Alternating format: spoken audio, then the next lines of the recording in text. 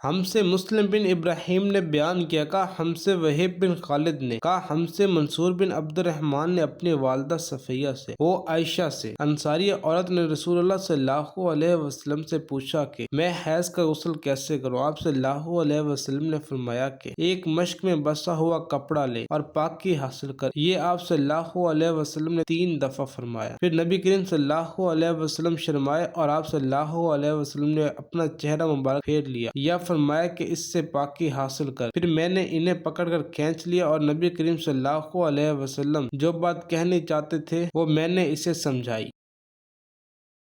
ہم سے موسیٰ بن اسماعیل نے بیان کیا، کہا ہم سے ابراہیم بن سعد نے، کہا ہم سے ابن شہاب زہری نے ارواح کے واسطے سے کہ عائشہ رضی اللہ عنہا نے بتلایا کہ میں نے نبی کریم صلی اللہ علیہ وسلم کے ساتھ حجۃ الوداع کی، میں تمتع کرنے والوں میں تھی اور ہدی یعنی قربانی کا جانور اپنے ساتھ نہیں لے گئی تھی۔ عائشہ رضی اللہ عنہا نے اپنے متعلق بتایا کہ پھر وہ حاضہ ہو گئی اور عرفہ کی رات آ گئی اور ابھی تک وہ پاک نہیں ہوئی تھی، اس لیے انہوں نے رسول اللہ صلی اللہ علیہ وسلم سے کہا کہ یا رسول اللہ، آج عرفہ کی رات ہے اور میں عمرہ کی نیت کر چکی تھی۔ رسول اللہ صلی اللہ علیہ وسلم نے فرمایا کہ اپنے سر کو کھول ڈال اور کنگھا کر اور عمرے کو چھوڑ دے۔ میں نے ایسا ہی کیا، پھر میں نے حج پورا کیا اور لیلۃ الحصبہ میں عبد الرحمن بن ابوبکر کو نبی کریم صلی اللہ علیہ وسلم نے حکم دیا، وہ مجھے اس عمرہ کے بدلے میں جس کی نیت میں نے کی تھی تنعیم سے دوسرا عمرہ کرا لائے۔